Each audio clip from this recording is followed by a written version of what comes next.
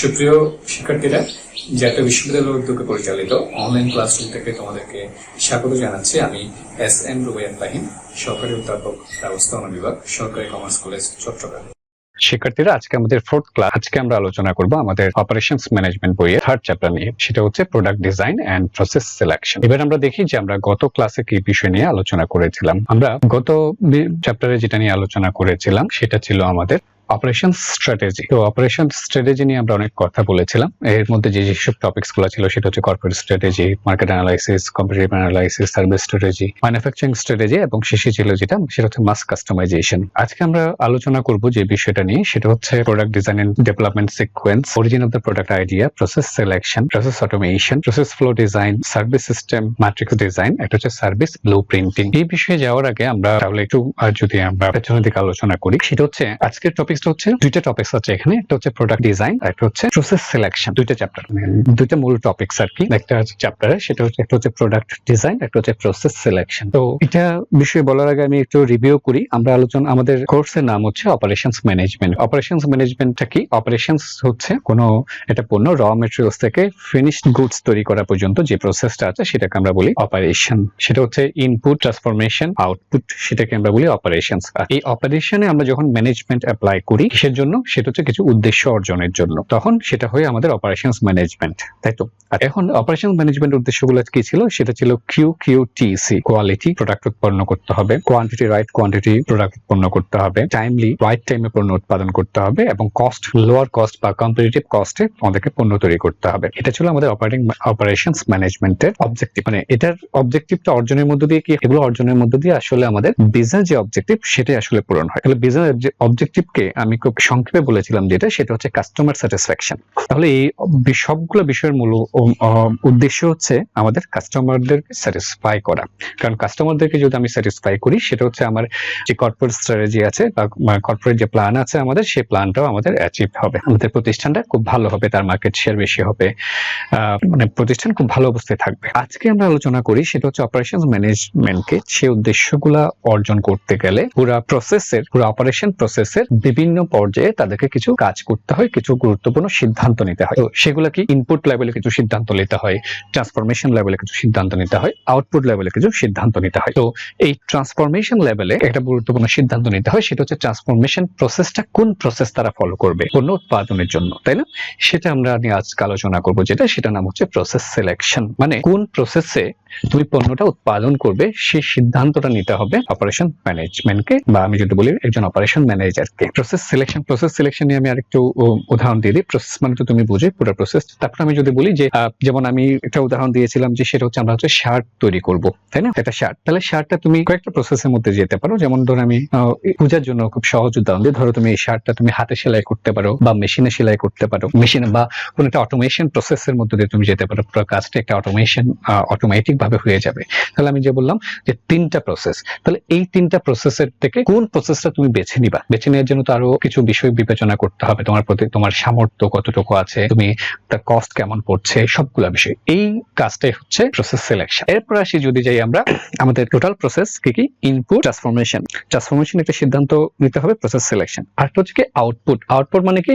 Finished goods মানে কি? Product বা সার্ভিসটা। এই প্রোডাক্ট বা সার্ভিসটা মানে প্রোডাক্টটা যদি বলি, প্রোডাক্টটা কেমন হবে, প্রোডাক্টের ধরনটা কেমন হবে, তুমি যে পণ্যটা নিয়ে কাজ করতে যাচ্ছ সেই পণ্যটা কি ধরনের পণ্য হবে সেটা ডিপেন্ড করবে কিসের উপর? প্রোডাক্ট ডিজাইনের উপর। কারণ সে পণ্যটাই তো মূল কাজ। এই আজকে আমরা আলোচনা করবো যেটা নিয়ে, সেটা হচ্ছে প্রোডাক্ট ডিজাইনটা নিয়ে। মানে পণ্যটার আকার কেমন হবে, আয়তন কেমন হবে, পণ্যটা দেখতে কেমন লাগবে, তাই না? এটার প্যাকেজিং কেমন হবে, এই সব বিষয়গুলো নিয়ে যে আলোচনা, সেটার নাম হচ্ছে প্রোডাক্ট ডিজাইন। তো আমরা আশা করি আমাদের মোটামুটি বুঝতে পেরেছি। আমি আর একটু সংক্ষেপে বলি, সেটা হচ্ছে দুইটা গুরুত্বপূর্ণ কাজ। সেটা হচ্ছে আউটপুটে কেমন হবে সেটা নিয়ে আলোচনা হচ্ছে প্রোডাক্ট ডিজাইন। ট্রান্সফরমেশন প্রসেসটা কোনটা হবে সেটা হচ্ছে প্রসেস সিলেকশন। তাহলে আমরা যাই সেটা হচ্ছে প্রথমে যাই হোয়াট ইজ প্রোডাক্টটা কি। দেখো, দ্রুত কথাগুলো আমি একটু করে বলি, যেহেতু আজকে আমাদের অনেকটুকু টপিকস আমাদেরকে কভার করতে হবে আমাদের নির্ধারিত সময়ের মধ্যে, তাই আমি কিছু কথা খুব দ্রুত যাব যেগুলো তোমরা আগে থেকেই জানো। যেমন যদি বলি product is anything that can be offered to the market that can satisfy a want or need। তাহলে প্রোডাক্টটা তুমি জানো এমন একটা জিনিস যেটা আমরা অফার করি এবং যে পণ্যটার কি থাকবে, that can satisfy A want or need, মানে যেটা চাহিদা পূরণ করতে পারবে সেটাকে আমি প্রোডাক্ট বলবো, তাই তো? যেমন যেটা কোনো চাহিদা পূরণ করতে পারবে না সেটা কিন্তু আমার কাছে কোনো প্রোডাক্ট না। তুমি এমন একটা জিনিস তৈরি করলা যেটা মানুষের কোনো চাহিদা পূরণ করে না, মানুষ এটা, তাহলে চাহিদা যদি পূরণ না করে মানুষ এটা কিনবে না। আমরা তো দাতব্য প্রতিষ্ঠান না, আমরা ব্যবসায়িক প্রতিষ্ঠান, তো আমাকে তো বিক্রি করতে হবে, বিক্রি করলে আমাকে তারপরে আমার লাভ হবে, তাই না? তো সেটা হচ্ছে আমাদের প্রোডাক্ট। ওকে, তাহলে এবার চলে আসছে ডিজাইনটা কি। ডিজাইন সংক্ষেপে যদি বলি, design is the conversion of ideas and concepts into a physical form. কোন একটা পণ্য বা যে কোনো কিছু নিয়ে যে তুমি এটা কেমন হবে এটা নিয়ে তো তোমার একটা আইডিয়া থাকবে, তাই না? প্রথমে তো আমাদের আইডিয়া থাকবে, একটা ধারণা থাকে যে আমার জিনিসটা এমন হতে পারে। এই আইডিয়া বা কনসেপ্টটাকে তুমি যদি বাস্তব রূপ দাও সেটাকে আমরা বলি ডিজাইন। ওকে, এবার আমরা একটু সামনের দিকে যাই, সেটা হচ্ছে প্রোডাক্ট ডিজাইনটা কি। তাহলে প্রোডাক্ট ডিজাইনটা যদি আমি বলি, সেটা হচ্ছে product design means the determination of shape, pattern, size, the functional aspects, etc. of the product which is offered to the customer in the form of the output of the company. মানে product design মানে হচ্ছে সোজা কথা সেই পণ্যটার কি কেমন হবে, shape কেমন হবে, প্যাটার্ন কেমন হবে, সাইজ কেমন হবে, এটার ফাংশনাল অ্যাসপেক্টস কি হবে, এইসব বিষয়গুলো নিয়ে যে ধারণা সেটাকে আমরা বলছি প্রোডাক্ট ডিজাইন। তো প্রোডাক্ট ডিজাইন নিয়ে আমরা একটা ডেফিনেশন যদি দেখি, সেটা হচ্ছে বলছে product design in it's broadest sense includes the whole development of the product through all preliminary stages until the actual manufacturing begins. মানে সোজা কথায় প্রোডাক্ট ডিজাইনের মধ্যে এটা ডেভেলপমেন্ট থেকে শুরু করে পুরো প্রসেসটা থাকবে। এটা প্রথম থেকে শুধুমাত্র পণ্য আকার টাকার চেঞ্জ করা এটা না, পুরো ডেভেলপমেন্ট প্রসেসটাই মধ্যে হচ্ছে আমাদের প্রোডাক্ট ডিজাইন বলবো। এখন আসি objectives of product design. Product ডিজাইনের উদ্দেশ্যটাকে আমি তোমাদেরকে একটা কথা বলি, সেটা হচ্ছে পুরো অপারেশন ম্যানেজমেন্ট করার সময় তুমি মনে রাখবা অপারেশন ম্যানেজমেন্ট কি এবং তার উদ্দেশ্য কি, মূল উদ্দেশ্য। বাকি যত উদ্দেশ্য থাকবে সকল কিছুর অপারেশন ম্যানেজমেন্ট উদ্দেশ্যটাই পূরণ করা। তাহলে অপারেশন ম্যানেজমেন্ট উদ্দেশ্য ছিল কি, কোয়ালিটি প্রোডাক্ট তৈরি করা, তারপর কি রাইট কোয়ান্টিটি তৈরি করা, আচ্ছা আরেকটা ছিল কি টাইমলি তৈরি করা, আরেকটা ছিল কি কম কস্টে তৈরি করা। তাহলে objectives of product design, product ডিজাইনের মূল উদ্দেশ্য থাকবে এমনটা। তাহলে তুমি এমন ভাবে প্রোডাক্টটা ডিজাইন করবা যেন কি করা যায়, পণ্যের গুণাগুণটা ভালো হয়, কোয়ান্টিটি মানে এমন একটা ডিজাইন করবে না যেটা অনেক বেশি উৎপাদন করা যায় না, তাই না? তোমার রিসোর্সের উপর ভিত্তি করে তুমি এমন একটা পণ্য উৎপাদন করবা যেন যেটা যতটুকু দরকার, মানে যে ভলিউম দ্রুত যাতে বেশি পরিমাণ যাতে পণ্যটা উৎপাদন করা যায়, তোমার ডিজাইনের উপর ডিপেন্ড করবে। সেটা টাইমলি যাতে তৈরি করা যায় সেই বিষয়টা বিবেচনায় রাখতে হবে, আর কস্টটা যাতে মিনিমাইজ থাকে সেটাও বিবেচনা রাখতে হবে। এগুলোর উপর নিরিখে হচ্ছে প্রোডাক্ট ডিজাইনের অবজেক্টিভটা। তারপর আমি এখানে আরো কয়েকটা দেখাচ্ছি যে কি কি হতে পারে। সেটা হচ্ছে দেখো, প্রোডাক্ট ডিজাইনের উদ্দেশ্য হচ্ছে to create attention in product for increasing its sale potential. মানে হচ্ছে সোজা কথায় কাস্টমার স্যাটিসফাই, কাস্টমারদের কথা বিবেচনা করে আমরা যেটা বলছি সেটা হচ্ছে তোমার যে প্রোডাক্টটা ডিজাইন করবে সেই প্রোডাক্টের প্রতি অ্যাটেনশন থাকতে হবে যেন এটা সেলস ইনক্রিজ হয়। তারপর বললাম যে to enlarge the importance of the product from customer point of view, যাতে পণ্যটার ইম্পর্টেন্স কাস্টমারদের কাছে বাড়ে এমন ভাবে ডিজাইন করতে হবে। To make the product more effective and create more utility, এটা যাতে আরো বেশি এফেক্টিভ হয় সেই ধরনের প্রোডাক্ট ডিজাইন করতে হবে। তাদের উদ্দেশ্য টু প্রোডিউস বেটার কোয়ালিটি এট লোয়ার কস্ট, মানে ভালো পণ্য, বেটার কোয়ালিটি পণ্য উৎপাদন করতে হবে, কিন্তু কস্ট হইতে হবে কেমন, লোয়ার কস্ট। এগুলো হচ্ছে আমাদের প্রোডাক্ট ডিজাইনের অবজেক্টিভ। তবে এইগুলোর অবজেক্টিভের মূল উদ্দেশ্য হচ্ছে কিন্তু অপারেশন ম্যানেজমেন্টের উদ্দেশ্যগুলো অর্জন করা। এবার যাচ্ছি আমরা factors influencing product design. Product design করার সময় কোন কোন ফ্যাক্টর গুলা ইনফ্লুয়েন্স করে প্রোডাক্ট ডিজাইনের ক্ষেত্রে, সেগুলো কি কি হতে পারে দেখো। আমরা বলতে চাচ্ছি যে the factors influencing the product design are based on two perspective. দুইটা পার্সপেক্টিভে ডিজাইনটাকে ভেরি করে। দুইটা পার্সপেক্টিভ কি কি, একটা হচ্ছে কাস্টমার পার্সপেক্টিভ, একটা হচ্ছে অর্গানাইজেশনস পার্সপেক্টিভ। মানে এই যে ফ্যাক্টর গুলাকে আমরা দুইটা দৃষ্টিকোণ থেকে ভাগ করছি। মানে কোন ফ্যাক্টর গুলা, যেগুলো তুমি ডিজাইন করার সময় বিবেচনা করতে হয়, মানে ডিজাইনের উপর ইনফ্লুয়েন্স করে যে ফ্যাক্টর গুলা। তাহলে কাস্টমার পার্সপেক্টিভে যদি যাই, প্রথমে কি কি হতে পারে, ফাংশন, কাস্টমার কি দেখে যেটা যে পণ্যটা তুমি ডিজাইন করছো এটার কাজটা কেমন হবে, এটা কি কাজে লাগবে কি লাগবে না। তারপর হচ্ছে অ্যাস্থেটিক্স, মানে হচ্ছে কি, সেটা হচ্ছে এটা নান্দনিকতা, পণ্যটা কতটুক নান্দনিক সেই বিষয়টা বিবেচনা করতে হবে, এটা কেমন। তারপর হচ্ছে ইউজার ফ্রেন্ডলি কিনা, কিছু কিছু প্রোডাক্ট আছে তুমি দেখবা যে খুব ইউজার ফ্রেন্ডলি, আর কিছু কিছু পণ্য আছে যেগুলা ইউজার ফ্রেন্ডলি না, মানে হ্যান্ডি না। তোমাকে এমন ভাবে ডিজাইন করতে হবে যেন পণ্যটা ইউজার ফ্রেন্ডলি হয়। তারপর হচ্ছে এস্টিম অ্যাসোসিয়েটেড উইথ পজিশন, এটা মানে কি, মানে হচ্ছে কিছু কিছু পণ্য আছে যেগুলা কাস্টমাররা বা বায়াররা যারা কি করে, এগুলো পজিশন করার পর সে স্টিম বোধ করে, মানে তার কাছে মনে হয় যে তার গুরুত্বটা কিছুটা বাড়ে তার। যেমন আমি ধরনের যদি বলি, কিছু প্রোডাক্ট আছে যেগুলা মানুষ কিনে যে কিসের জন্য, যেমন আমি যদি বলি আইফোন, তাই না? এখন দেখি যে অনেকেই আইফোন ইউজ করে শুধুমাত্র কিসের জন্য, যে তার স্টিম বাড়ানোর জন্য। তো এই ধরনের কিছু ক্রিয়েটিভ প্রোডাক্ট আছে। গাড়ির ক্ষেত্রে যদি বলি, আমি ধরনের হাই ব্র্যান্ডের কিছু গাড়ি অনেকে কিনে মনে করে যে এগুলো কিনলে তার সামাজিকতা, তার একটা গুরুত্ব বাড়বে সমাজে। হ্যাঁ, এই ধরনের পণ্যের ক্ষেত্রে এইসব বিষয়গুলো বিবেচনা করতে হবে প্রোডাক্ট ডিজাইনের ক্ষেত্রে। তুমি কোন প্রোডাক্টটা ডিজাইন করছো সেটা। অর্গানাইজেশনস পার্সপেক্টিভে কি বিবেচনা কি বিষয় ইনফ্লুয়েন্স করে সেটা হচ্ছে কস্ট অফ ম্যাটেরিয়াল। তুমি পণ্য উৎপাদন করতে জন্য তো তুমি ডিজাইন করবা, ডিজাইন করার জন্য তো কস্ট ম্যাটেরিয়ালের কস্টটা কেমন পড়ে সেটা তোমাকে অবশ্যই বিবেচনা করতে হবে। এগুলো এটার উপর ইনফ্লুয়েন্স করবে, কারণ ম্যাটেরিয়ালের কস্ট যদি অনেক বেশি পড়ে তাহলে সেই ডিজাইনটা যতই ভালো হোক না কেন সেটা আসলে আলটিমেটলি ভালো রেজাল্ট হবে না। তারপর হচ্ছে কস্ট অফ লেবার। আচ্ছা, যে পণ্যটা উৎপাদন ডিজাইন করেছো তুমি, তো হয়তো কিন্তু তোমার পণ্যটা ডিজাইন করার পরে পণ্যটা তৈরি করার জন্য অনেক লেবার দরকার, এটা লেবার অনেক কস্টলি, তাহলে তো তোমার তাহলে ওই ডিজাইনটা কাজ করবে না। তাহলে ডিজাইন করার সময় তোমাকে বিবেচনা করতে হবে যে লেবার কস্ট কেমন পড়ে। তারপর হচ্ছে রিপ্লেসমেন্ট, এক্সচেঞ্জ, ডিসপোজাল। কোন পণ্য তুমি উৎপাদন করবো সেটাকে যদি কখনো আগের পণ্যের জায়গায় যদি আগের একটা ডিজাইনের জায়গায় যদি নতুন একটা জিনিস রিপ্লেস করতে হয়, রিপ্লেসমেন্ট কস্ট কেমন লাগে, কোনো কিছু যদি পরিবর্তন করতে চাও বা কোনো একটা অবস্থাকে যদি তোমাকে এটাকে ডিসপোজাল করতে চাও, এটা এইসব বিষয়গুলোও পণ্য ডিজাইনের উপর প্রভাব বিস্তার করে। আর আমরা এখন মূলত ফোকাস করবো যে বিষয়টা নিয়ে, সেটা হচ্ছে প্রোডাক্ট ডিজাইন এন্ড ডেভেলপমেন্ট। এই যে প্রোডাক্ট ডিজাইন এন্ড ডেভেলপমেন্ট, আমরা তো প্রথমেই দেখেছিলাম যে আমরা একটা সংজ্ঞা দেখেছিলাম প্রোডাক্ট ডিজাইনের। তো সেই ডেফিনেশনে উনি বলেছিলেন যেটা, সেটা হচ্ছে প্রোডাক্ট ডিজাইন বলতে আসলে ডেভেলপমেন্ট প্রসেসটাও প্রোডাক্ট ডিজাইনের পার্ট। তো আমরা আজকে দেখি যে প্রোডাক্ট ডিজাইন এন্ড ডেভেলপমেন্ট মানে প্রোডাক্ট ডিজাইন বা ডেভেলপমেন্টকে যদি আমরা যদিও ডিজাইনের পার্ট বলেছেন তারপরে বলি প্রোডাক্ট ডিজাইন বলি বা ডেভেলপমেন্ট বলি, সেটা কিভাবে আসে, তাই না? প্রসেসের মধ্যে অনেকগুলো ধাপ থাকতে পারে, ধাপগুলো প্রত্যেকটা নিয়ে আমরা একটু কথা বলার চেষ্টা করি। প্রথমে যেটা আছে সেটা হচ্ছে আইডিয়া জেনারেশন। আইডিয়া জেনারেশন মানে কি, কোন পণ্যটা তুমি তৈরি করতে চাচ্ছ, কি ধরনের পণ্য তৈরি করতে চাচ্ছ, এই ধরনের প্রথমে একটা আইডিয়া জেনারেট করতে হবে। 2 নম্বর হচ্ছে যেটা, সেটা হচ্ছে আইডিয়া স্ক্রিনিং। এটা মানে কি, এটা মানে হচ্ছে তোমার তো অনেকগুলো আইডিয়া থাকতে পারে, ওই অনেকগুলো আইডিয়ার মধ্যে স্ক্রিন করতে হবে, মানে কোনটা আইডিয়াটা তুমি বেছে নিতে হবে। সোজা কথায় প্রত্যেকটা আইডিয়া তো আর কাজ করবে না, তো আইডিয়াটাকে স্ক্রিন করতে হবে, আইডিয়াটা মানে গুলোর মধ্যে একটা আইডিয়া তোমাকে বেছে নিতে হবে। আচ্ছা, 3 নম্বর যেটা আছে সেটা হচ্ছে কনসেপ্ট ডেভেলপমেন্ট এন্ড টেস্টিং।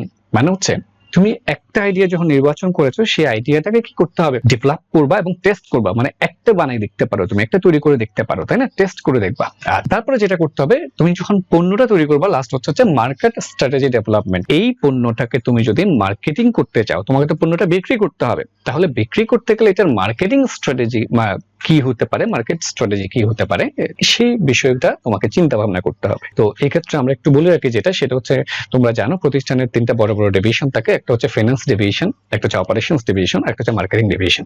তাহলে এই মার্কেটিং ডিভিশনের সাথে কিন্তু এই ক্ষেত্রে কিন্তু একটা লিঙ্কেজ আছে। আমরা জানি প্রত্যেকটা ডিভিশনের কিন্তু পুরো প্রতিষ্ঠানের পার্ট, তাহলে 3টার মধ্যে কিন্তু যদি কোনো সমন্বয় না থাকে তাহলে কিন্তু সমস্যা থাকে। এই মার্কেট স্ট্র্যাটেজি ডেভেলপমেন্টের ক্ষেত্রে তুমি মার্কেটিং ডিপার্টমেন্টের ক্ষেত্রেও কিন্তু এটা কি করতে হবে, এটা কোঅর্ডিনেশন থাকতে হবে, কারণ মার্কেটিং ডিপার্টমেন্ট অবশ্যই মার্কেটিং স্ট্র্যাটেজিটা প্রণয়ন করে। তারপর তো সেটা হচ্ছে ফিজিবিলিটি স্টাডি বা বিজনেস অ্যানালাইসিস।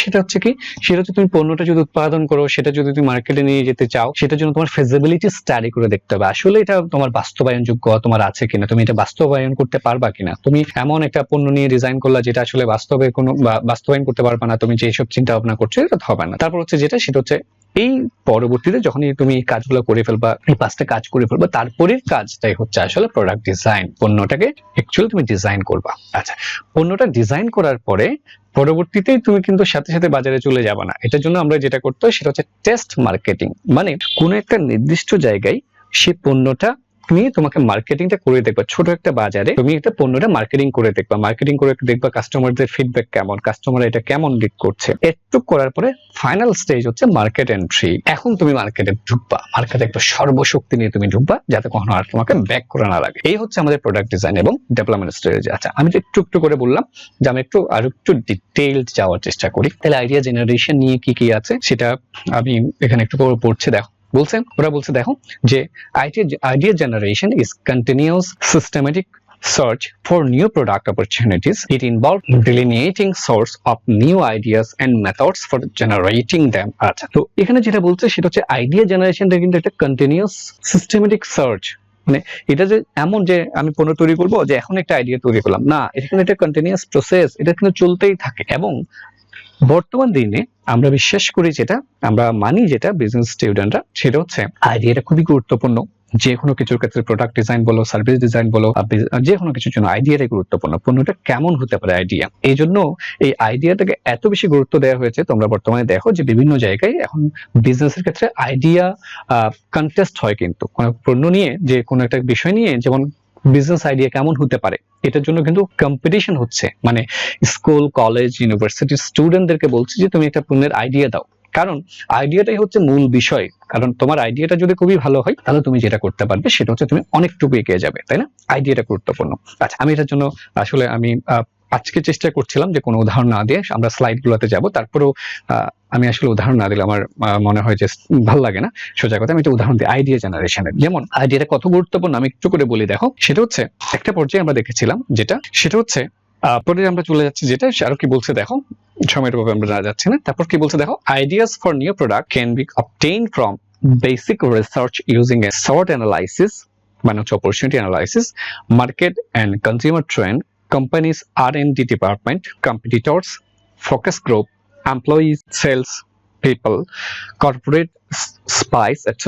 তাহলে আইডিয়াটা তুমি কোত্থেকে নিতে পারো সেটা কিছু এক্সাম্পল এখানে দিয়েছে। যে প্রথমে যেটা করতে পারো সেটা হচ্ছে, তুমি যেটা করবে সেটা হচ্ছে SWOT অ্যানালাইসিস এর মাধ্যমে বের করবা। SWOT অ্যানালাইসিস মানে তুমি জানো তোমার প্রতিষ্ঠানের স্ট্রেংথ কি, উইকনেস কি, অপরচুনিটি কি, থ্রেট কি, এগুলো অ্যানালাইসিস করে তুমি আইডিয়াটা নিবা। তারপর হচ্ছে বাজারের মার্কেট ট্রেন্ড কে, মার্কেট কি চাচ্ছে, কনজিউমাররা কি চাচ্ছে, সেগুলো তুমি দেখবা। তোমার কোম্পানির R&D ডিপার্টমেন্ট কি চায়। R&D মানে হচ্ছে রিসার্চ এন্ড ডেভেলপমেন্ট ডিপার্টমেন্টে একটা কাজই হচ্ছে সবসময় তারা মার্কেট রিসার্চ করে তারা নিত্য নতুন আইডিয়া জেনারেট করতে হয়। সেখান থেকে তুমি নিতে পারো, কম্পিটিটরদের কাছ থেকে নিতে পারো। মানে কি, কম্পিটিটররা কি ধরনের পণ্য নিয়ে আসছে সেই পণ্যের আইডিয়াটাও তুমি নিতে পারো। তুমি চাইলে সেই পণ্য একই রকমের পণ্য তৈরি করতে পারো। যদি আমরা বাংলাদেশে এটা প্রায় দেখি যে একজন যেটা নিয়ে আসে আরেকজনও সেটা নিয়ে আসে। তবে এটা আসলে এই ক্ষেত্রে যেটা করা দরকার, কম্পিটিটরের আইডিয়া তুমি যদি নাও সেটাকে একটু রি-ইঞ্জিনিয়ারিং করে নেওয়া উচিত, একটু রিডিজাইন করে একটু করে নেওয়া উচিত। ওকে, তারপর হচ্ছে ফোকাস গ্রুপদের, এমপ্লয়ীদের কাছ থেকে নিতে পারো, সেলস পিপলদের কাছ থেকে নিতে পারো, কর্পোরেট স্পাইদের কাছ থেকে নিতে পারো। হ্যাঁ, এইসব বিষয়গুলো হচ্ছে আইডিয়া জেনারেট করবো। আচ্ছা, তারপর যেটা যাচ্ছে সেটা হচ্ছে আইডিয়া স্ক্রিনিং। আইডিয়া স্ক্রিনিং মানে তো আমি তোমাদেরকে বলেছি সেটা হচ্ছে যে আইডিয়া গুলো আছে সেগুলো থেকে একটা বেছে নেওয়া। কোনটা বেছে নিবা, কিভাবে বেছে নিব, সেটার জন্য কিছু কথা বলার চেষ্টা করা হয়েছে এখানে। দেখো, সেটা হচ্ছে the object is to eliminate unsound concepts prior to developing resources to them.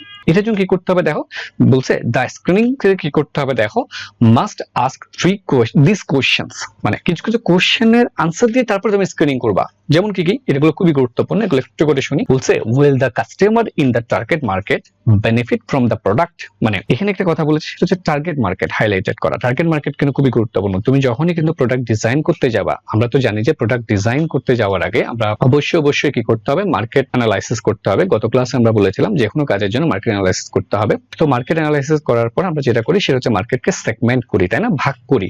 তাহলে ভাগ করে তুমি যখনই পণ্য ডিজাইন করবা, পণ্যের জন্য তোমাকে টার্গেট মার্কেট থাকতে হবে। মানে কোন মার্কেটকে বেস করে তুমি পণ্যটা ডিজাইন করছো। যেমন পণ্যটাকে তুমি শুধু বাংলাদেশের বিক্রির জন্য ডিজাইন করছো, নাকি তুমি শুধু বাংলাদেশে শুধুমাত্র চট্টগ্রাম অঞ্চলকে টার্গেট করে ডিজাইন করছো, নাকি পুরো ওয়ার্ল্ডকে টার্গেট করে ডিজাইন করছো, তাই না? তুমি চিন্তা করতে হবে এই যে টার্গেট মার্কেটের যে কাস্টমাররা আছে তারা তোমার প্রোডাক্ট থেকে বেনিফিটেড হবে কিনা। এখন তুমি খুবই ভালো একটা পণ্য তৈরি করছো, তাই না, কিন্তু ওই অঞ্চলের মানুষগুলা, মানে তোমার যেখানে টার্গেট মার্কেট আছে, টার্গেট মার্কেটের মানুষজন সেটা কি করবে না, সেটা থেকে বেনিফিটেড হবে না, তাহলে কিন্তু এটা কাজ করবে না, তাই না?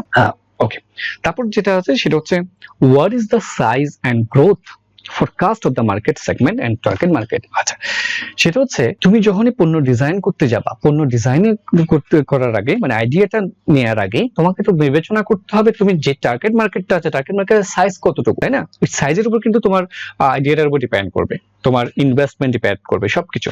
নেক্সট যেটা আছে সেটা হচ্ছে what is the current or expected competitive pressure for the product idea.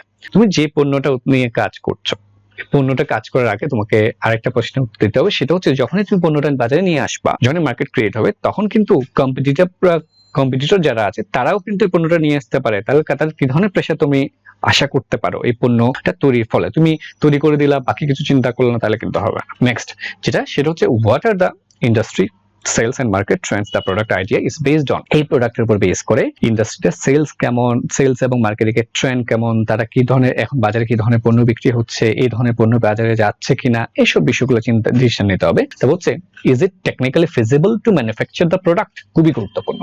আমরা অনেক ক্ষেত্রে দেখেছি যে কেস স্টাডিতে দেখেছি, সেটা হচ্ছে ডিজাইনার অনেক ভালো একটা পণ্য ডিজাইন করেছে, কিন্তু এই পণ্যটা তৈরি করার জন্য যে টেকনিক্যাল সাপোর্ট দরকার, টেকনিক্যাল ফিজিবিলিটি দরকার, সেটা তাদের নেই, ভালো তো হবে না, তাই না? তো এই জন্য তোমার প্রতিষ্ঠানের সামর্থ্য কি সেটা করতে হবে। যেমন বিশেষ করে আমরা দেখি যে কিছু বাস্তব উদাহরণ যদি বলি, সেটা হচ্ছে কিছু কিছু ব্যবসা প্রতিষ্ঠানদের ক্ষেত্রে আমরা দেখেছি, কেস স্টাডিতে দেখেছি, সেটা হচ্ছে যেমন ধরো বাংলাদেশের কোম্পানি, ওনারা কি করেছে যে প্রোডাক্ট ডিজাইনের জন্য যে আমেরিকার কোন একটা প্রোডাক্ট থেকে কোন একটা স্পেশালিস্ট প্রতিষ্ঠান থেকে প্রোডাক্টটা ডিজাইন করে নিয়ে আসছে। আচ্ছা, কিন্তু যে ডিজাইন করেছে সে তো জানে না যে তার তোমার যে প্রতিষ্ঠানের জিনিসটা তো উৎপাদিত হবে তার অবস্থা কেমন। তো এই জন্য কি করতে হবে, তো এই জন্য যেটা করতে হবে সেটা হচ্ছে দেখার আগে তোমাকে বিবেচনা করতে হবে তুমি এটা তৈরি করা যাবে কিনা আসলে। তারপর যেটা বলছিলাম সেটা হচ্ছে will the product be profitable when manufactured and delivered to the customer at the target price। তারপরে যেটা বিবেচনা করতে হবে সেটা হচ্ছে তুমি যে পণ্যটা নিয়ে কাজ করছো সেই পণ্যটা বাজারে যাওয়ার পর সেটা প্রফিটেবল হবে কিনা। তুমি তৈরি করার পর যদি প্রফিটেবলই না হয়, এটা আগে থেকে চিন্তা ভাবনা এই বিষয়গুলো করতে হবে। তারপরে যেটা যাচ্ছে সেটা হচ্ছে concept development and testing. Concept development and testing present the consumer with a proposed product and measure attitude and intention at this early stage of development।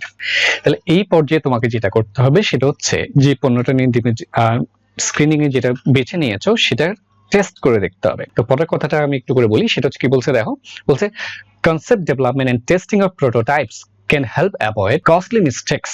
তোমার কস্টলি মিস্টেকস হতে পারে, এটার জন্য এই পদ্ধতিটা খুবই গুরুত্বপূর্ণ। আছে এখানে কয়েকটা শব্দ আছে, যেমন একটা শব্দ আছে যে প্রোটোটাইপ। প্রোটোটাইপ মানে কি আমি একটু করে বলি, সেটা হচ্ছে তুমি যেই পণ্যটা তৈরি করবা, ফাইনালি তৈরি করবা, এই পণ্যটাকে বা প্রথম ফার্স্ট টাইম একটা পণ্যটা তুমি কৃত্রিম ভাবে মানে পণ্যটা তৈরি করে প্রথম একবার একটা মাস্টারপিস একটা তৈরি করাটাকে বলা হয় প্রোটোটাইপ। মানে ধরো তুমি যে ধরনের পণ্যটা, ধরো এক ধরনের শার্ট তুমি তৈরি করবা, বাজারে বিক্রি করছো, ওই ধরনের একটা শার্ট আগে তৈরি করাটাকে বলা হচ্ছে প্রোটোটাইপ। মানে ফার্স্ট যেটা তৈরি করবে সেটাকে বলে প্রোটোটাইপ। এই কাজটা হচ্ছে দেখো এটা খুবই গুরুত্বপূর্ণ, যে ধরো তুমি একটা মেশিন তৈরি করতে চাচ্ছ, অনেকগুলো মেশিন, তাহলে মেশিনটা আমরা তো প্রথমেই মনে হচ্ছে যে না এটা অনেক কাজ করবে, অনেক ভালো হবে, তাই না? আমরা এই ধরনের অনেক কিছু চিন্তা করি, কিন্তু একটা বাস্তবে তৈরি করে দেখতে হবে সেটা আসলে কাজ করে কিনা।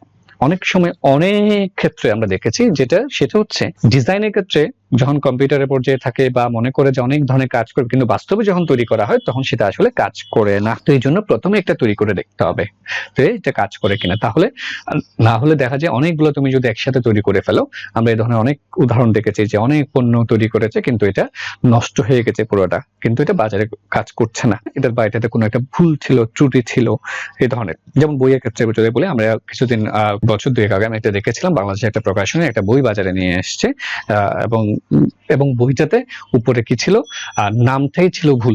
তারা কিন্তু অনেকগুলো বই তৈরি করে ফেলেছে। আচ্ছা, তবে এটা কিন্তু ঠিক ছিল না। প্রথমে যেটা করা দরকার ছিল সেটা হচ্ছে একটা বই তৈরি করা দরকার ছিল, একটা বই তৈরি করার পরে এটা ভালো করে দেখা দরকার ছিল, তারপরে বাকি বইগুলো তারা তৈরি করতে পারে। আবার নেক্সট যেটাতে যাচ্ছি সেটা হচ্ছে মার্কেট স্ট্র্যাটেজি ডেভেলপমেন্ট। ওকে, তো আমি তো আগেই বলেছি তোমাদেরকে, সেটা হচ্ছে এই ক্ষেত্রে যেটা করতে হবে সেটা হচ্ছে তুমি যখনই একটা পণ্য তৈরি করবা, পণ্যটা নিয়ে কাজ করতে যাচ্ছ, সেটা মার্কেট স্ট্র্যাটেজি কি হবে সেটা চিন্তা করতে হবে। এখানে দেখো কি বলছে includes development of 3 part strategy plan করতে হবে। এখানে কি কি করতে হবে দেখো, একটা হচ্ছে ডেসক্রাইব দ্য মার্কেটস সাইজ, তোমার মার্কেটের সাইজ কেমন হবে সেটা বিবেচনা করতে হবে, স্ট্রাকচার কেমন হবে সেটা চিন্তা করতে হবে, বিহেভিয়ার এগুলো অ্যাসেস করতে হবে, দ্য প্ল্যান প্রোডাক্ট পজিশনিং, পণ্যটার পজিশন কেমন হবে, দ্য সেলস কেমন হবে, মার্কেট শেয়ার কেমন হবে, প্রফিট গোল কেমন হবে ফর ফার্স্ট ফিউ ইয়ার্স, প্রথম কয়েক বছরের জন্য এগুলো বিবেচনা করতে হবে। 2 নম্বরে বলছে দেখো outlines the planned price distribution strategy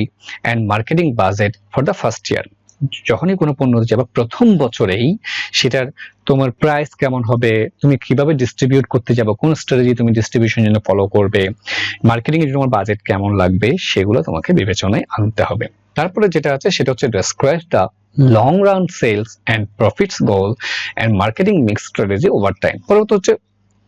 প্রথম বছরের জন্য মানে প্রথম দিকে, তারপর হচ্ছে আলটিমেটলি আরো যদি পরে যদি তোমার পণ্যটা বাজারে থাকে তখনকার এটার বাজেট কি, এটার সেলস কেমন হবে, এটার সেলসের ক্ষেত্রে প্রফিট কেমন হবে, এই বিষয়গুলোও তোমাকে এই স্টেজে বিবেচনা করতে হবে। তারপর হচ্ছে feasibility study and business analysis. এখানে আমি বলেছিলাম যে তুমি যেসব যে পণ্যটা নিয়ে কাজ করছো সেটা আসলে বাস্তবায়নযোগ্য কিনা সেটা বিবেচনা করতে হবে। এখানে আমরা দেখতে পারি যে estimate likely selling price based আপন কম্পিটিশন এন্ড কাস্টমার ফিডব্যাক। মানে কম্পিটিশন এবং কাস্টমার ফিডব্যাক দুইটা শব্দ, এই দুইটার উপর বেস করে তোমার সেলিং প্রাইস কত হতে পারে সেটা এখানে বিবেচ্য। তারপর হচ্ছে এস্টিমেট সেলস ভলিউম বেসড আপন সাইজ অফ মার্কেট, মানে তোমার মার্কেটের সাইজ উপর ভিত্তি করে তোমার সেলস ভলিউম কেমন হচ্ছে। Estimate profitability and break even point. আচ্ছা, এখানে একটা গুরুত্বপূর্ণ কথা বলেছে যে প্রফিটেবিলিটি কতটুকু এবং ব্রেক ইভেন পয়েন্ট সম্পর্কে তোমরা খুব ভালো করে জানো। Break even point management accounting এ তোমরা এটা আলোচনা করছো অনেক সময় পরে। ব্রেক ইভেন পয়েন্ট মানে হচ্ছে এমন একটা জায়গা যেখানে গেলে তোমার যতটুকু পরিমাণ বিক্রি করার পরে তোমার কস্টটা উঠে আসে, মানে তোমার লাভও হয় না লসও হয় না, সেটাকে বলে ব্রেক ইভেন পয়েন্ট। তাহলে যে কোনো পণ্য নিয়ে ডিজাইন করার আগেই তোমাকে বিবেচনা করতে হবে তোমার ব্রেক ইভেন পয়েন্টটা কেমন, কতটুকু লেভেলে গেলে তোমার ব্রেক ইভেন থাকবে, এবং প্রফিটেবিলিটিটা কেমন, প্রফিটেবিলিটি কতটুকু, মানে মুনাফাটা কত পার্সেন্ট, কেমন পার্সেন্টেজ তোমার মুনাফা হচ্ছে, সে বিষয়গুলো এই স্টেজে দেখতে হবে। তারপর যাবো আমরা যেটা, সেটা হচ্ছে প্রোডাক্ট ডিজাইন। এখানে কি করবো, ডেভেলপ কনসেপ্ট, যে কনসেপ্টে তুমি চিন্তা করেছো সেটা ডেভেলপ করবে ইনটু ফিজিক্যাল প্রোডাক্ট প্রোটোটাইপ। তাহলে ফিজিক্যালি তুমি প্রোটোটাইপটাকে ফিজিক্যালি তুমি বানাই তৈরি করবা। এখানে large investment, point of no return, খুবই গুরুত্বপূর্ণ কথা এই স্টেজে। এতক্ষণে এই স্টেজের পরে আমরা প্রোডাক্ট ডিজাইন কিন্তু যখনই এই স্টেজে আসবো বলছে লার্জ জামিন ইনভেস্টমেন্ট, তোমাকে ইনভেস্টমেন্ট করার জন্য প্রচুর পরিমাণে তোমাকে ইনভেস্ট করবা, তোমাকে এই দিকে তাকাবো না। আর পয়েন্ট অফ নো রিটার্ন, এই স্টেজে এসে আর পেছনের দিকে আমি ফিরবো না, কারণ পেছনের দিকে না ফেরার জন্যই তো আমি এত স্টেপ এর পরে এখানে আসছি। তা বলছে test and refine prototype until product process consumer and legal scrutiny. আচ্ছা, এখানে একটা গুরুত্বপূর্ণ কথা বলেছে, সেটা হচ্ছে যে প্রোটোটাইপটা আছে সেটা হচ্ছে শেষ পর্যায়ে পর্যন্ত আমরা এটাকে টেস্ট করব এবং প্রয়োজনে আমরা রিফাইন করব, পরিশুদ্ধ করব, তাই না? এবং এক্ষেত্রে একটা বিবেচনা করতে হবে, সেটা হচ্ছে লিগ্যাল স্ক্রুটিনির বিষয়টাও দেখতে হবে, আইনগত কোনো বাধা আসছে কিনা আমাদের সামনে, এইসব বিষয়গুলো এখানে বিবেচ্য। নেক্সট হচ্ছে টেস্ট মার্কেটিং। টেস্ট মার্কেটিং মানে হচ্ছে কোনো একটা নির্দিষ্ট জায়গায় পণ্যটা মার্কেটিং করে দেখবে সেটা আসলে কাজ করছে কিনা। লাস্ট হচ্ছে product design and development, product launch. আমরা এই ক্ষেত্রে গিয়ে প্রোডাক্টটা লঞ্চ করব, প্রোডাক্টটা সর্বশক্তি নিয়োগ করে প্রোডাক্টটা বাজারে ছাড়বো। এটার জন্য যা যা করা দরকার সবকিছু আমরা এখানে এসে করব। পরবর্তী টপিক যেটা হচ্ছে সেটা হচ্ছে origin of the product idea. Product আইডিয়াটা আমরা কোথেকে পেতে পারি এই বিষয়ে আমরা আলোচনা করেছি। আমরা বিভিন্ন জায়গা থেকে প্রোডাক্ট আইডিয়াটা পেতে পারি, সেটা প্রতিষ্ঠানের অভ্যন্তর থেকে পেতে পারি, বাইরে থেকেও পেতে পারি, তাই না? এটার জন্য বর্তমানে তো বললাম যে আমরা বিভিন্ন ধরনের কন্টেস্টও আমরা দেখতে পাচ্ছি, আর একটু দ্রুত যাচ্ছে আসলে আমাদের পুরো বিষয়টা কভার করার জন্য। এরপর চলে আসছে আমরা যেটা, সেটা হচ্ছে প্রসেস সিলেকশন। তাহলে আমরা প্রোডাক্ট ডিজাইন নিয়ে আলোচনা শেষ, আমরা এখন যাবো যেটা, সেটা হচ্ছে প্রসেস সিলেকশন নিয়ে। তাহলে প্রোডাক্ট ডিজাইন নিয়ে কি কি আলোচনা করলাম একটু করে আরো রিভিউ করি। তাহলে প্রোডাক্ট ডিজাইনটা হচ্ছে কি, প্রোডাক্ট ডিজাইনটা হচ্ছে প্রোডাক্টটা কেমন হবে সে বিষয়ে নিয়ে আমরা সিদ্ধান্ত নিয়েছিলাম, যেটা সেটা হচ্ছে প্রোডাক্ট ডিজাইন। প্রোডাক্ট ডিজাইনের মূল উদ্দেশ্য হচ্ছে অপারেশনস ম্যানেজমেন্টের মূল উদ্দেশ্যকে অর্জন করা, আর অপারেশনস ম্যানেজমেন্টের মূল উদ্দেশ্য হচ্ছে পুরো বিজনেসের মূল উদ্দেশ্যকে অর্জন করা। যেহেতু আমরা জানি ব্যবসার মূল উদ্দেশ্য হচ্ছে কাস্টমার স্যাটিসফ্যাকশন, তাই এমনভাবে প্রোডাক্ট ডিজাইন করতে হবে যাতে ব্যবসার মূল উদ্দেশ্যটা অর্জিত হয়, অর্থাৎ কাস্টমার যাতে স্যাটিসফাই হয়। এটাই হচ্ছে আমাদের মূল বিষয়। এই পণ্য ডিজাইনের বেশ কিছু স্টেপ আমরা দেখেছি, কয়েকটা স্টেপ দেখেছি। আচ্ছা, আমরা একটু ব্যাক করি, আমরা স্টেপগুলো দেখি। আমরা বেশ কিছু স্টেপ দেখেছি, 8টা স্টেপে দেখেছি প্রোডাক্ট ডিজাইন করবো। প্রথমে কি করবো, যে আমরা আইডিয়া জেনারেট করবো, কি ধরনের পণ্য বানাইতে পারি, এটা কি করতে পারি, আইডিয়া জেনারেট। তারপর হচ্ছে আইডিয়া স্ক্রিনিং, ওইগুলোর মাধ্যমে একটা আইডিয়াকে আমরা বেছে নিব। তারপর হচ্ছে কনসেপ্ট ডেভেলপমেন্ট এন্ড টেস্টিং, এটাকে আমরা একটু টেস্ট করে দেখবো যেটাকে জেনারেট করেছি সেটা। তারপর হচ্ছে মার্কেটিং স্ট্র্যাটেজি কেমন হবে সেটা দেখতে হবে, ফিজিবিলিটি স্টাডি করে দেখতে হবে। তারপর হচ্ছে প্রোডাক্টটাই ডিজাইন করবা, তারপর হচ্ছে মার্কেটিং এর ছোট থেকে টেস্ট মার্কেটিং করবো, তারপর হচ্ছে ফাইনাল মার্কেটিং করবো। এইভাবে আমরা প্রোডাক্টটা ডিজাইন করবো। ডিজাইন আমাদের প্রসেস এটা।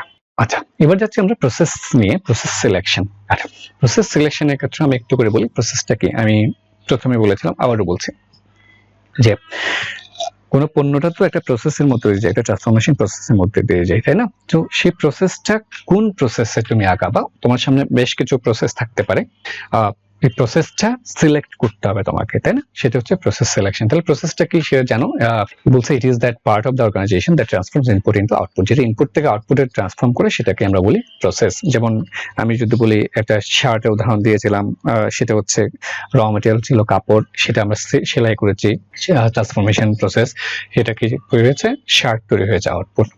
আচ্ছা, প্রসেস সিলেকশন তাহলে কি? Process selection refers to the way an organisation chooses to produce its goods and services, মানে যেটা যে পদ্ধতিতে যে উপায়ে তারা গুডস এবং সার্ভিস তৈরি করতে চাচ্ছে সেটা হচ্ছে প্রসেস সিলেকশন। বলছে ইট tax into account the selection of, এখানে কি কি বিষয় থাকে দেখো, সিলেকশন অফ টেকনোলজি, শুধুমাত্র প্রসেসের মাধ্যমে আসলে কি কি বিষয় থাকে, যে সিলেকশন অফ টেকনোলজি থাকে, টেকনোলজি সিলেক্ট করতে হবে, ক্যাপাসিটি প্ল্যানিং করতে হয় তোমাকে, লেআউট অফ ফ্যাসিলিটি, এইসব বিষয়গুলোই হচ্ছে process selection. So the organization's decision on process selection will be based on strategies like make or buy, capital intensity and flexibility, মানে তুমি কি জিনিসটা কোনটা কিনবা না তৈরি করবা, এসব বিষয়গুলো তোমাকে এখানে বিবেচনা করতে হবে।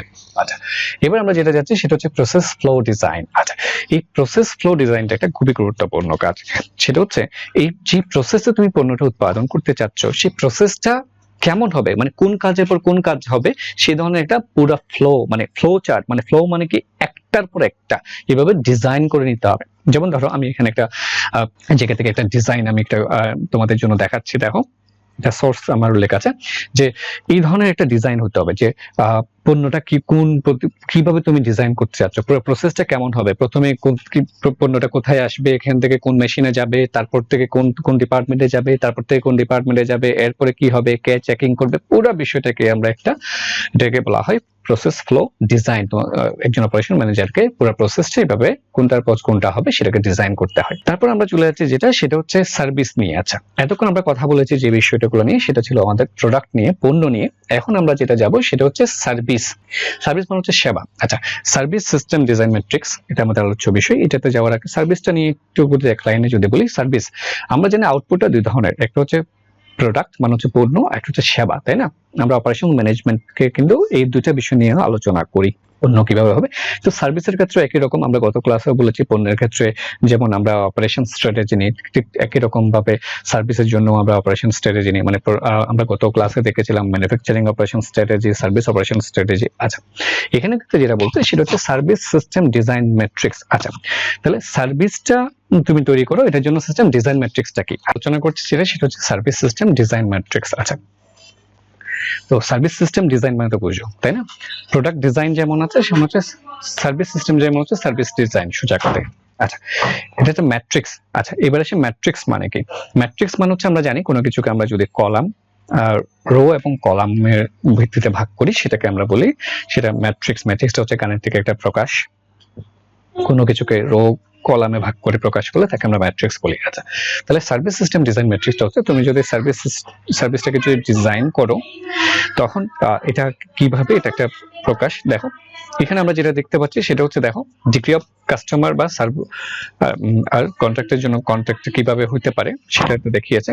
এক পাশে দেখিয়েছে যেটা সেটা হচ্ছে সেলস অপরচুনিটি, আরেক পাশে যেটা দেখিয়েছে সেটা হচ্ছে প্রোডাকশন এফিসিয়েন্সি। আচ্ছা, এখানে যেমন দেখো সেটা হচ্ছে সেলস অপরচুনিটি এবং প্রোডাকশন এফিসিয়েন্সি দুইটা কিন্তু বিপরীত। যেমন সেলস অপরচুনিটি যদি বাড়ে তখন প্রোডাকশন এফিসিয়েন্সি কিন্তু কি হয়ে যায়, কমে যায়। আবার দেখো সেলস অপরচুনিটি যদি কমে যায় তখন প্রোডাকশন এফিসিয়েন্সি কিন্তু বেড়ে যায়, দুই ধরনের বিপরীত। আচ্ছা, উপরের দিকে যেটা দেখাচ্ছে দেখো সেটা হচ্ছে একটা বলেছে বাফার কোর, আর একটা হচ্ছে পারমিয়েবল সিস্টেম, আর একটা হচ্ছে রিঅ্যাক্টিভ সিস্টেম। আসলে এই তিনটা দ্বারা যেটা বোঝানোর চেষ্টা করা হচ্ছে সেটা হচ্ছে কাস্টমারদের সাথে ইন্টারাকশনটা কেমন সেটা। যেমন প্রথমে যে অংশটা আছে সেটা হচ্ছে বাফার্ড কোড। বাফার্ড কোড ব্র্যাকেটে দেওয়া আছে নান, মানে হচ্ছে কাস্টমারদের সাথে কোনো ইন্টারাকশন, সরাসরি ইন্টারাকশন নাই বললেই চলে। আচ্ছা, এই ক্ষেত্রে কিভাবে করা হয়, এইভাবে আমরা কাস্টমারদের সার্ভিস কিভাবে দিই। দেখো যেমন নিচের দিকে আসে, দেখো বলছে মেইল কন্ট্রাক্টের মাধ্যমে বা ইন্টারনেট আর অনসাইট টেকনোলজির মাধ্যমে আমরা সাধারণত দিয়ে থাকি। আচ্ছা, তারপর হচ্ছে পারমিয়েবল সিস্টেম, হচ্ছে কিছুটা কাস্টমারদের সাথে কন্ট্রাক্ট কিছুটা আছে। এই ক্ষেত্রে আমরা কি করি, ফোন কন্ট্রাক্ট, তাহলে কাস্টমারদের সাথে আমি কথা বলছি ফোনে, কিছুটা কন্ট্রাক্ট হচ্ছে। Face to face, tight space, এইসব ক্ষেত্রেও। তারপর হচ্ছে টাইট স্পেস মানে হচ্ছে মুখোমুখি বসে দিচ্ছি, তো এই ক্ষেত্রেও আমরা কিছুটা কি হচ্ছে, কমিউনিকেশন হচ্ছে। তারপর যেটাতে দেখো সেটা হচ্ছে রিঅ্যাক্টিভ সিস্টেম, মানে হচ্ছে এখানে কাস্টমারদের সাথে খুব বেশি আমাদের কি হয়, ইন্টারাকশন হয়, তাই না এই সার্ভিস দেওয়ার ক্ষেত্রে। সেটা হচ্ছে কি, দেখো প্রথমটা বলছে যেটা সেটা হচ্ছে face to face loose specs, মুখোমুখি একেবারে ঢিলে ধারণা আমাদের সাথে। তারপর হচ্ছে লাস্ট ওয়ান হচ্ছে face to face total customisation, মানে হচ্ছে মুখোমুখি সম্পূর্ণ, মানে কাস্টমার যেভাবে চায় সেভাবে সার্ভিস দিচ্ছি। আচ্ছা, তো এই শেষের দুইটার দিকে দেখো, এই ধরনের সার্ভিস যখন দিতে চাও তুমি, কাস্টমারদের সাথে যখন খুব বেশি ইন্টারাকশন করতে চাও তখন প্রোডাকশন এফিসিয়েন্সি কিন্তু তোমার কমে যায়। খুব বেশি জনকে তুমি দেখো না, ধরো একজন মানুষের সাথে ও যা চাচ্ছে সেভাবে তুমি তাকে সার্ভিস দিবা, মানে কাস্টমাইজেশন করে দিবা, মানে তার যে ধরনের চাই সে ধরনের সার্ভিস দিব। তাহলে তার জন্য আমাকে কি করতে হবে, আমাকে আমার যারা সার্ভিস দিবে তাদেরকে রেডি রাখতে হবে, একজনের জন্য একজনকে রেডি রাখতে হচ্ছে, তখন আমার কি হচ্ছে, এই ধরনের ক্ষেত্রে কাস্টমারটা খুব স্যাটিসফাই হয়, আমার সেলস অপরচুনিটি বেড়ে যায়, কিন্তু আমার প্রোডাকশন এফিসিয়েন্সি কিন্তু কমে যায়। তো এই ধরনের ক্ষেত্রে আমাকে যেটা করতে হবে সেটা হচ্ছে আমাকে ডিসিশন নিতে হবে আমরা কোনটা বেছে নেব অপারেশন ম্যানেজারকে। তার কারণটা হচ্ছে কাস্টমারদেরকে যদি খুব বেশি স্যাটিসফাই করতে চাও, তাদেরকে যদি ইন্টারাকশন বাড়াতে চাও, তোমার প্রোডাকশন কমে যাচ্ছে। আবার প্রোডাকশন যদি বেশি বাড়াতে চাও, তাহলে কিন্তু কি হয়ে যাচ্ছে, সেলস অপরচুনিটি কম হচ্ছে। তাহলে দুইটার মধ্যে একটা সামঞ্জস্য করে তোমাকে ডিসিশন নিতে হয়। তো এই ছিল আমাদের সার্ভিস সিস্টেম ডিজাইন ম্যাট্রিক্স। আমরা এরপর যাচ্ছি যেটা, সেটা হচ্ছে সার্ভিস ব্লু প্রিন্টিং। আচ্ছা, ব্লু প্রিন্টিং মানে হচ্ছে কি, আমরা ব্লু প্রিন্টিং মানে হচ্ছে নকশা করা, মানে সোজা কথায় ডিজাইন করা। আচ্ছা, তো সার্ভিসটাও ডিজাইন করার কিন্তু বিষয়, সার্ভিসটা যেহেতু আমরা সার্ভিস যাবে, সার্ভিসটা কিভাবে ডিজাইন করতে হবে। তো এক্ষেত্রে একটা গুরুত্বপূর্ণ বিষয় যেটা, সেটা হচ্ছে একজন মানুষকে কিভাবে সেবা দিতে হবে, কোনটার পর কোনটা দিতে হবে, সেটা কিন্তু খুব ডিজাইন করা খুবই গুরুত্বপূর্ণ। আমাদের বাংলাদেশে কিন্তু আমরা এই বিষয়টা বিবেচনা করতাম না, কিন্তু এখন কিন্তু আমরা দেখি যে কোনো সার্ভিস সেন্টারে তুমি যদি যাও, তাহলে দেখা যাবে যে সার্ভিসটা কিভাবে যাবে, কোন স্টেজের পর কোন স্টেজ কি করতে হবে, আমি সেটা কিন্তু আলাদা করে ডিজাইন করা থাকে। যেমন আমরা বলেছিলাম যে ওয়ান স্টপ সার্ভিস, নাম শুনেছো তোমরা। ওয়ান স্টপ মানে হচ্ছে সবকিছু এক জায়গা থেকে দেয়া। তবে আমার কাছে ওয়ান স্টপ সার্ভিসটা আসলে আমি খুব একটা সাপোর্ট করি না, কারণ হচ্ছে ওয়ান স্টপ সার্ভিস দেওয়া আসলে অনেক সময় সাপেক্ষ বলে মনে হয় আমার কাছে, একজন মানুষ যদি সবকিছু একা দিতে হয়। তো এর জন্য সবচেয়ে ভালো হয় যেটা, সেটা হচ্ছে সার্ভিসটা যদি একটা ব্লু প্রিন্ট করে ফেলা হয়, একটা যদি নকশা করে ফেলা হয়, কোন কাজের পর কোন কাজ কিভাবে সিস্টেমেটিক ওয়েতে যাওয়া লাগবে সেটা। যেমন আমি এখানে একটা এক্সাম্পল দেখিয়েছি, example of service blue print. তো এই ছিল আমাদের মূলত আলোচনা। আমরা এই ক্লাসে যে আলোচনাগুলো করলাম সেটাকে যদি একটু সংক্ষেপে বলি আবার পুনরায়, আমরা দুইটা বিষয় নিয়ে আলোচনা করেছি। এটা হচ্ছে প্রোডাক্ট ডিজাইন নিয়ে, একটা ছিল প্রসেস সিলেকশন নিয়ে। আচ্ছা, তো প্রোডাক্ট ডিজাইন মানে হচ্ছে প্রোডাক্টটা কেমন হবে না হবে, প্রোডাক্টটা যদি আমি ডিজাইন করতে যাই, কোন কি কি স্টেজের মধ্যে দিয়ে প্রোডাক্টটা ডিজাইন করতে হবে, সেই বিষয়গুলো নিয়ে আলোচনা করেছি। এর পরবর্তীতে আলোচনা করেছি যেটা, সেটা হচ্ছে প্রসেস সিলেকশন নিয়ে। কোন কোন প্রসেসে আমি পণ্যটা উৎপাদন করব, সেটাকে কিভাবে সিলেক্ট করব।